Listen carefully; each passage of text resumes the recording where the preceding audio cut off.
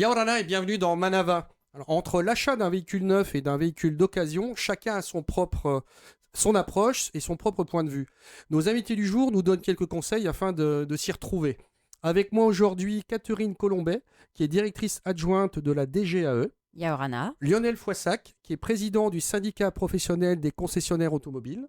Bonjour. Fred Corniglion, qui est directeur des entreprises de la Socredo. Bonjour. Et Karl Dufour, qui est propriétaire du garage Miclus. Bonjour. Ravi de vous accueillir tous les quatre. Merci d'avoir accepté notre invitation.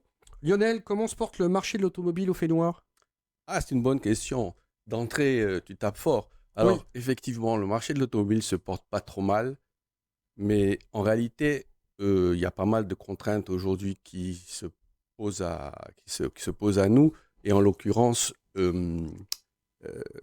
les droits de douane, les droits d'entrée qui ont été modifiés l'année dernière, donc, et notamment sur les véhicules propres, sur les véhicules hybrides. Donc, malheureusement, on nous a fait ces petites misères l'année dernière, mais le marché l'année dernière s'est bien porté. Il n'est pas au zénith. Il ne faut pas croire que c'est ce qu'on a fait de mieux jusqu'à maintenant, puisque les années 2000 étaient nettement plus prolifiques. Néanmoins, si on arrivait en 2024 à avoir l'équivalent, c'est-à-dire grosso modo 7500 véhicules vendus, on s'en satisferait. On considérait que ce serait une bonne année. Ça serait une bonne année. Fred, à votre niveau, donc au niveau bancaire, vous voyez une orientation particulière sur les demandes de prêts entre neuf et occasion ? L'année, je confirme ce que vient de dire Lionel, l'année 2023 est plutôt bonne en termes de financement. Donc, on est sur une tendance assez constante depuis la fin de la crise Covid, sans pic particulier. Catherine, alors administrativement, je vous prie de m'excuser, qu'est-ce qu'un véhicule neuf ? Parce que c'est bien défini. Alors c'est défini, enfin en tout cas nous pour notre réglementation on fait référence à un vieil arrêté de 86 et donc un véhicule neuf c'est un véhicule qui a soit une mise en circulation inférieure à 4 mois je crois, soit moins de 300 km au compteur, ce qui permet de considérer comme véhicule neuf notamment les véhicules de démonstration des concessionnaires automobiles. C'est intéressant de le définir parce que parfois on pense qu'il doit avoir zéro, mais non, en fait il y a une législation un peu différente. Karl, quels sont les profils de clients qui s'orientent vers l'occasion ? Les deux, le marché du neuf, une voiture neuve ou une voiture d'occasion répondent à des besoins différents des clients, mais il y a réellement la demande sur les deux marchés. On a un profil particulier pour les VO, les vélos d'occasion, ça va être quoi des jeunes couples, des primo-accédants, ce genre de choses ? Sur de véhicules d'occasion, les gens viennent plutôt acheter un véhicule d'occasion par modèle, par affection du modèle, un modèle recherché. Le véhicule d'occasion qui répond bien à la demande du marché actuellement, on s'est aperçu ces 3 dernières années que c'est la gamme entre 1 million et 2 millions et dans les véhicules plus haut de gamme, 2 millions à 3 millions. Mais là, si un véhicule à 4 millions, 5 millions, ça répond moins à la demande du consommateur. Et alors, quels seraient les avantages d'acheter une voiture d'occasion ? Le prix, un véhicule d'occasion est en général 50% du prix d'un véhicule neuf selon son âge et son kilométrage. Donc, ce qui est important quand un client fait le choix d'un véhicule d'occasion, c'est de s'assurer qu'il y ait une garantie pièces et main d'œuvre du SAV, du service après-vente. Donc, nous, depuis une 40aine d'années, on est spécialisé dans l'offre d'un service après-vente d'une garantie de 6 mois à 1 an. Ce qui fait la différence des risques d'un véhicule acheté au particulier sur le marché du particulier. Quand on s'adresse à un professionnel, on est plus rassuré. Bien sûr. Lionel, comment est-ce qu'on passe du prix de l'occasion au neuf rapidement ? Et l'avantage, on parlait de l'avantage des véhicules d'occasion, mais l'avantage d'acheter un véhicule neuf ? L'avantage, c'est que le véhicule est neuf, il n'a pas été utilisé. Et donc, le client qui l'achète a un véhicule qu'il va lui-même utiliser en premier. Et donc, il n'y aura pas eu un précédent, voire 2 précédents clients. Donc, au niveau de la sécurité du véhicule et de la vie du véhicule, il aura toute la garantie possible parce qu'effectivement, c'est le premier utilisateur. Mais la grosse différence, comme a dit Karl, c'est effectivement le prix. Donc, si quelqu'un veut un véhicule familial, par exemple, et qu'il n'a pas les moyens de l'acheter neuf, il va l'acheter d'occasion, tout simplement. Est-ce que il vous arrive d'orienter le client en disant le budget, écoutez, là, pour ce que vous demandez, on va plutôt essayer de partir sur de l'occasion et on verra plus tard je pour vois. du neuf. Je pense là répondre à cette question précisément. Même les concessionnaires aujourd'hui proposent de l'occasion. Donc, on étudie un peu le besoin du client et ses moyens Et ses capacités. pour bien sûr. l'orientation et ses capacités surtout de financement. On analyse un peu ses capacités de financement pour l'orienter sur un véhicule neuf. Donc, encore une fois, un véhicule neuf, c'est quand même les derniers modèles. Hein. C'est les modèles. Les véhicules d'occasion, ce sont les anciens modèles qui sont revendus, bien entendu, c'est logique. Donc, mais le véhicule neuf, c'est le dernier modèle, c'est le nouveau modèle. Ouais, le plaisir Donc, n'est pas le même. Et peut-être que l'optique n'est pas la même. Fred, justement, est-ce qu'un prêt sera aussi intéressant sur un véhicule neuf que sur un véhicule d'occasion? Oui, on ne fait pas vraiment de différence dans l'analyse du dossier, que ce soit neuf ou d'occasion. Juste peut-être sur la durée du crédit, où on sera un petit peu regardant si le véhicule a un certain nombre d'années, de ne pas financer trop long. Tu as des exemples concrets? On va éviter par exemple de financer un véhicule qui a déjà 5 ans, il a déjà roulé pendant 5 ans, on ne va pas aller rajouter un endettement sur 5 ans de plus. Ça On va dire ferait, que c'est du bon sens. Ouais. ça ferait un Ouais. véhicule qui arriverait au bout de crédit à une dizaine d'années. Et donc, ça pèserait sur les charges du ménage parce qu'il devrait rentrer dans des frais d'entretien qui sont beaucoup plus élevés que sur un véhicule neuf où ils sont quasi inexistants. Mais en termes d'analyse, c'est pas vraiment, il n'y a pas de choix particulier. Nous, on reçoit les clients, ils viennent avec une demande, ils veulent un véhicule d'occasion, on le respecte. Ils veulent un véhicule neuf, on le respecte. On étudie leur capacité d'endettement. Donc ça, c'est un ratio, c'est 35% des revenus. On regarde les charges qu'il y a dans le foyer en termes de loyer, électricité, etc. Et on calcule quel est le reste à vivre et est-ce qu'il est convenable selon la taille du foyer. Est-ce qu'il y a une différence entre un prêt automobile et un prêt personnel ou un prêt à la consommation? Alors, il est différent. Est-ce que ça va être financé justement? Est-ce qu'on va plus utiliser un prêt à la consommation pour un véhicule d'occasion, ce genre de choses? Non, on peut utiliser la même chose. C'est pas vraiment par rapport à un crédit personnel. Ce qui va changer, c'est le type de garantie. Sur un véhicule, on va regarder une assurance tout risque déléguée à la banque, de manière à ce que s'il y a un sinistre et que le véhicule serait trop cher à être réparé, il ne faudrait pas que le foyer, que l'emprunteur continue de payer une dette sur un véhicule qui n'est plus utilisé et ce serait Ouais, c'est important de le dire. ce serait C'est très bien de faire la pénalisant. projection. Voilà, et c'est pourquoi on le demande. Donc la différence, c'est plutôt là. Catherine, alors quelles sont les obligations du vendeur pour un véhicule neuf? Alors pour un véhicule neuf, on est dans des obligations assez standards, c'est-à-dire la réglementation générale. Donc évidemment, la première, c'est l'information sur les prix et les caractéristiques essentielles du véhicule.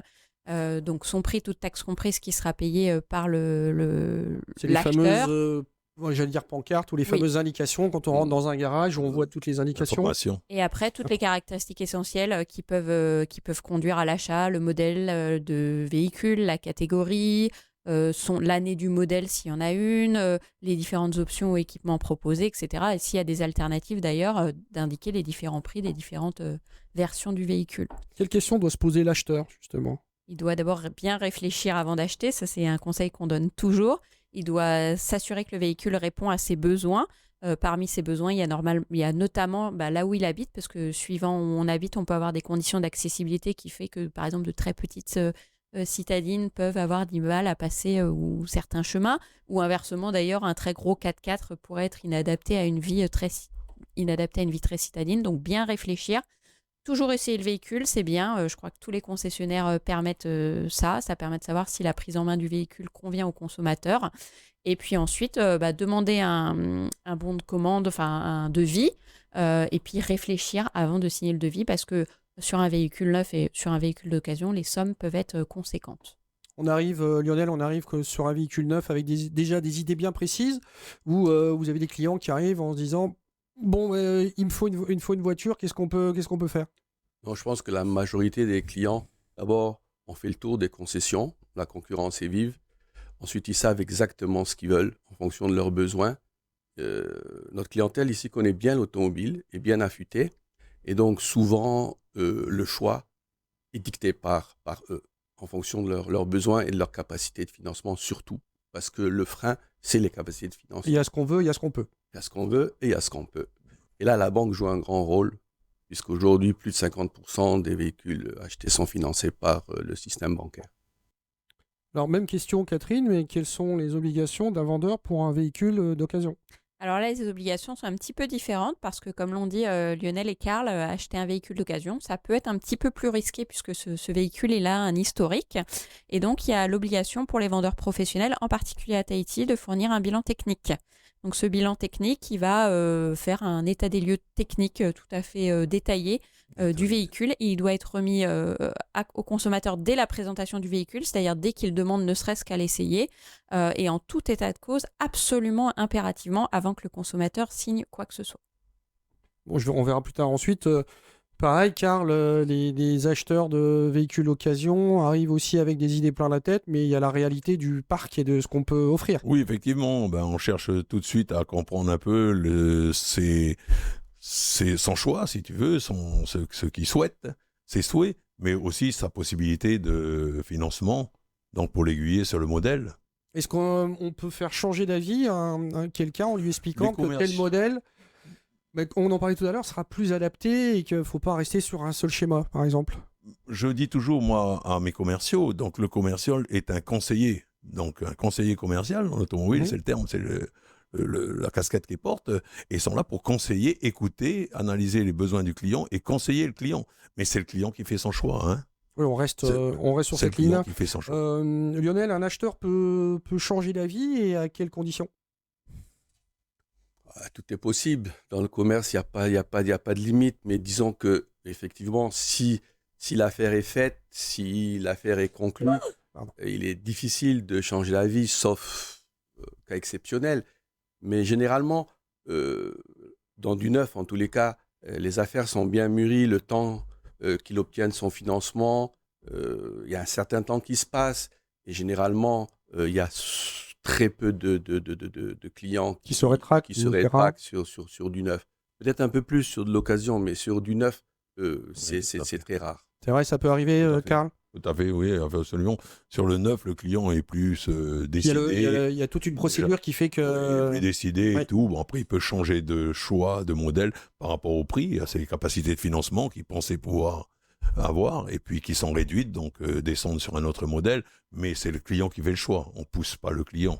Mais on est encore une fois là pour conseiller le client. Et pour l'occasion, en général, ils arrivent, ils ont déjà le budget en tête, ils savent... L'occasion, c'est souvent un modèle. Le client vient, veut un double cabine, il veut un 4x4, il sait qu'il ne peut pas avoir le budget en neuf, parce que ce sont des véhicules maintenant qui ont un certain prix. Et il cherche un double cabine, ou il cherche une petite voiture, ou une seconde voiture, ou une voiture pour les enfants. Donc là, il veut une petite citadine. Il vient avec un choix. Est-ce que, comme pour les véhicules neufs que vous pouvez vendre respectivement, est-ce que pour les véhicules d'occasion, vous avez des obligations d'information auprès de l'acheteur? Oui, l'information, nous, de notre côté, je parle pour le garage Miclus, on lui confirme déjà, on lui précise bien que le bilan technique reste à sa disposition et on lui propose toujours d'essayer le véhicule, ça c'est le b.a.-ba de la transaction. Mais surtout, on lui confirme que la vente du véhicule sera accompagnée d'un certificat de garantie écrit. Chez nous, c'est 6 mois, ça va de 6 mois à 1 an, mais tout véhicule est vendu à un particulier avec un certificat de garantie lui certifiant le service après-vente au garage, qui couvre toute défectuosité sur l'ensemble du véhicule, qui couvre toute défectuosité de fonctionnement. Ouais, c'est l'avantage. Alors, ça me permet d'en venir aux justement ventes entre particuliers, où j'imagine qu'il va y avoir peut-être un petit peu moins de garanties. Alors, il y a beaucoup moins de garanties, oui, parce qu'en plus des garanties commerciales que peuvent accorder les professionnels et qui sont librement choisies par eux, il y a toujours les garanties légales de conformité et des vis cachés qui s'appliquent, que ce soit pour les véhicules neufs ou les véhicules d'occasion. La garantie légale de conformité, qui est celle la plus simple à mettre en œuvre, malheureusement, elle s'applique qu'entre un vendeur professionnel et un client particulier consommateur, donc pas entre particuliers. En revanche, un particulier a toujours la possibilité de saisir le juge civil pour faire jouer ce qu'on appelle la garantie des vices cachés, qui est une garantie civile qui, là, peu importe que le vendeur soit professionnel ou particulier, elle est juste plus compliquée à mettre en œuvre, notamment parce que c'est à celui qui réclame cette garantie de prouver le vice caché. Et un vice caché, c'est un vice qu'on ne pouvait pas voir quand on a acheté le véhicule. Fred, est-ce que justement, si c'est un achat de particulier à particulier, est-ce que vous allez accepter le financement de la même façon? Vous allez demander plus de garanties parce que peut-être plus compliqué, les risques de vice caché, comme on parlait, ainsi de suite? Si on est au courant que c'est une transaction d'un véhicule automobile, on va demander de toute façon une facture. Alors, si elle n'émane pas d'un professionnel, on va demander au vendeur d'établir une facture, faire comme ça. Mais bon, il faut bien dire que les ventes de particulier à particulier, il peut arriver qu'on ne le sache pas. Donc en fait, on vient de demander un prêt personnel Voilà. dont l'objet n'est pas connu et il dispose librement de la somme dès lors que nous, on l'a analysé toujours par rapport aux capacités d'endettement et aux charges du foyer, comme je l'indiquais tout à l'heure. Donc dans ce cas-là, on ne le voit pas. Ce qui peut être plus compliqué, on va dire. Est-ce que les parcs automobiles ou les sociétés ou les personnes qui vendent des véhicules ont capacité de proposer des crédits, je dirais, internes à leur propre société? Alors, certains importateurs ici ont cette possibilité et proposent effectivement du leasing au sein de leur société, de leur groupe. Pas tous. En l'occurrence, nous ne le faisons pas. Nous passons tous nos financements par les sociétés agréées. Mais effectivement, il y a une filiale, il y a un channel de financement privé. Comment est-ce qu'il fonctionne, Fred? Alors, tu as parlé, Lionel, tu as parlé de leasing. Alors, c'était une des questions, on va y venir tout de suite. Alors, qu'est-ce que le leasing et quel est l'intérêt pour l'acheteur de prendre son véhicule en leasing? Le leasing ou la location longue durée, par rapport au crédit bancaire, sont deux philosophies différentes. Quand on est dans la location, on n'est jamais propriétaire du véhicule. Donc on paye une charge tous les mois. Donc il y a un agrément, un contrat qui se fait, mais de location, quel que soit son mode de fonctionnement, et qui se fait sur toute la durée que le client a envie de louer sa voiture. Donc il a la liberté de rendre les clés. Il arrête de payer, il rend les clés. À l'origine, il est neuf, le véhicule? En général, oui. D'accord. Il ne peut pas, par contre, il n'en devient jamais propriétaire. Ok. Alors à l'inverse, quand on fait un crédit bancaire, là, le client est propriétaire du véhicule. Donc quand il a éteint la dette, quand il a fini de rembourser la totalité du crédit, il lui reste le véhicule, un bien mobilier. Donc soit il s'en sert, il est en véhicule d'appoint, il va sur un véhicule neuf et ça sert de second véhicule dans le foyer. Soit, il veut un véhicule neuf, donc il le vend et ça fera il bien le ça. vend et ça lui fait un apport de financement, ce qui quelque part facilite le financement du véhicule suivant, je dirais. Et alors, pour quelles raisons les sociétés, c'est souvent les sociétés ou des particuliers, iraient sur le leasing? J'ai pas vraiment d'informations là-dessus, mais sur la clientèle des professionnels, ils ont un usage assez intensif. Donc là, on est plutôt sur des véhicules utilitaires. Ils ont un usage assez intensif, ils font de la livraison tous les jours, etc. Donc eux, ils ne sont pas forcément toujours intéressés par posséder la flotte.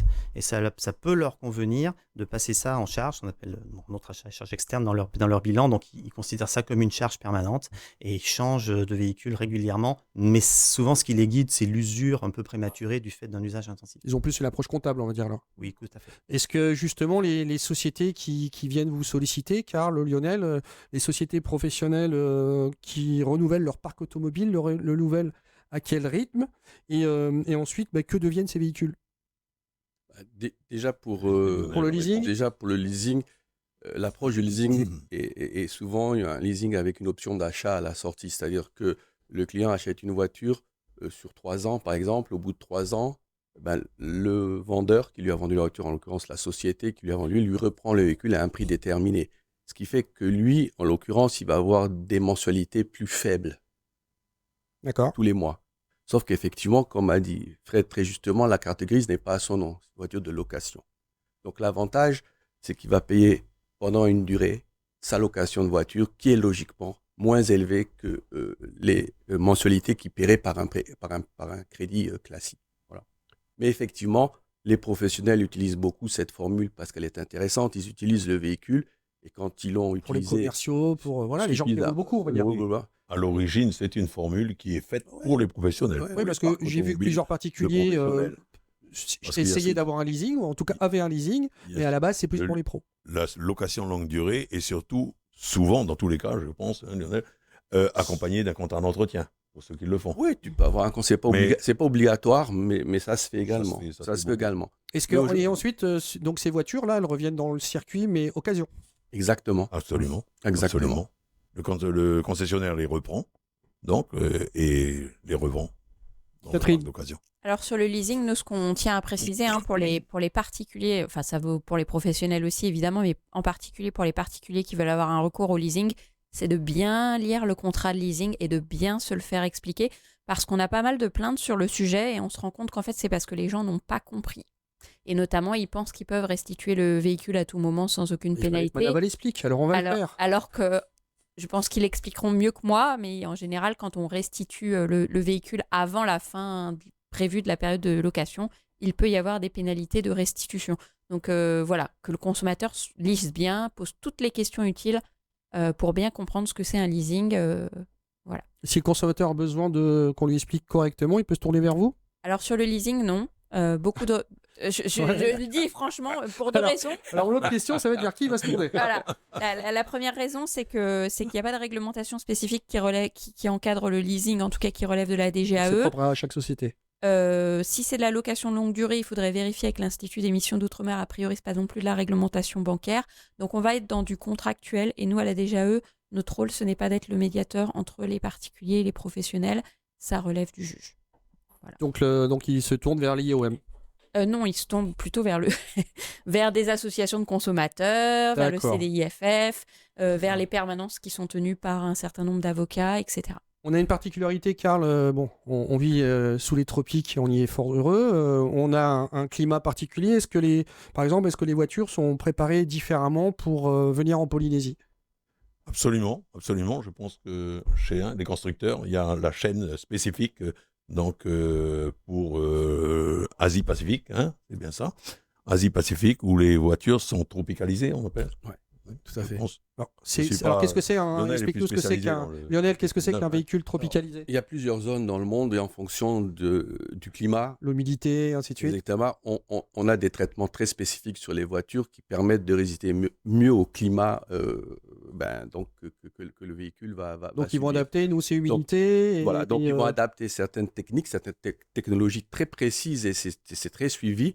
Par exemple, quand on désire avoir un véhicule qui est destiné au pays du Nord où il fait froid, on a du mal à l'avoir parce que ce ne sont pas les mêmes spécificités et les constructeurs ne lâchent pas pour ces raisons techniques. Donc effectivement, les véhicules sont adaptés à nos conditions climatiques. Et répondent aux normes tropicalisées Catherine, tu voulais réagir? Au niveau de la construction. Oui, je voulais ajouter que c'était pour ça que c'est important aussi quand le consommateur il achète un véhicule neuf, qu'il demande bien au concessionnaire de dresser la liste de tous les équipements et options du véhicule parce qu'en général, ils sont un petit peu différents des catalogues constructeurs Europe. Et donc, si le consommateur il veut connaître toutes les spécificités de son véhicule et qu'il n'est pas sûr, il peut demander au concessionnaire de bien lui prêter. Il ne va pas regarder l'Europe, ils vont regarder localement. En tous les cas, c'est complètement vrai. Et c'est pas judicieux de regarder ce qui se passe en Europe parce qu'on a une gamme les gens d'ici regardent ici complètement différente de ce qui se passe en Europe. Quoi. Catherine n'est pas sûre. Je ne partagerai pas mon expérience personnelle, mais en l'occurrence, on m'a donné un catalogue Europe sur un véhicule qui n'était pas Europe. On ne peut pas commander n'importe quel modèle. Il faut que le modèle corresponde à la chaîne de production. Et en Polynésie, les gens savent qu'on a des véhicules dédiés pour les tropiques.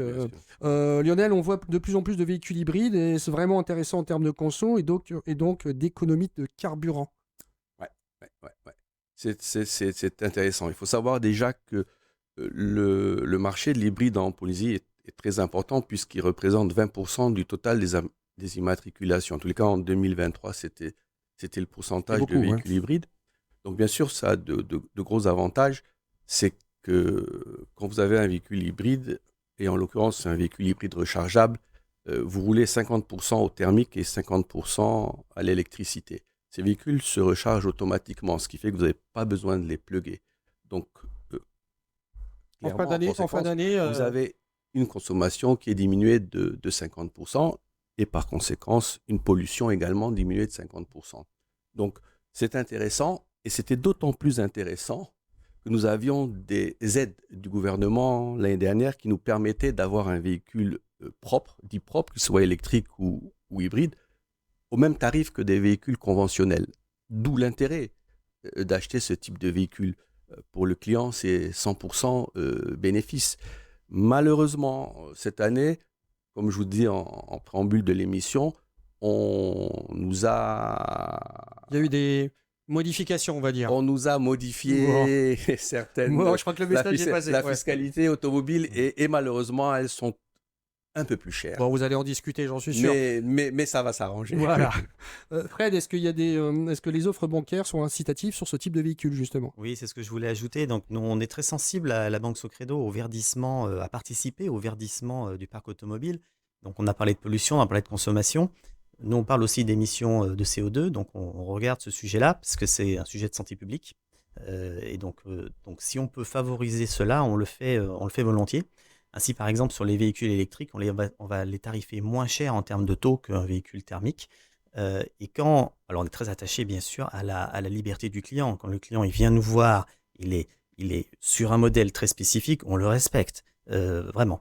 Mais parfois, les clients viennent nous voir, ils nous demandent conseil aussi. Vous en pensez quoi, etc. Alors, on ne s'amuse pas à les conseiller d'une marque à une autre, on ne fait certainement pas ça. Par contre, sur la motorisation, on va leur demander ce que disait tout à l'heure Catherine, où est-ce que tu habites, c'est quoi ton besoin vraiment, et on va expliquer ce que c'est, sans choisir pour lui. Expliquer ce que c'est qu'un véhicule hybride, qu'un véhicule électrique, et les conséquences que ça peut avoir sur la pollution, sur la santé publique, et il fait son choix. Et votre offre sera différente ? Pour les véhicules électriques, oui. Bon. Pour les autres, non. C'était l'origine de ma question, donc c'est bien, c'est incitatif. Catherine, en guise de conclusion, j'aimerais que si tu peux rappeler, on va dire, 3 points importants pour l'acheteur. Alors, 3 points importants pour l'acheteur. Essayez, bien regarder, bien déterminer le véhicule qu'il souhaite acheter. Ensuite, on n'a pas parlé de la réception du véhicule, mais quand il récupère le véhicule, s'assurer qu'il est conforme à ce qu'il souhaitait acheter. Et enfin, bien évidemment, pour un véhicule d'occasion, réclamer le bilan technique. Ben voilà, écoutez, merci d'avoir répondu à mes questions. Vous retrouvez tout de suite le VA, votre journal en tahitien, et vous retrouvez Manava demain à 17h15. Bonne soirée sur TNTV.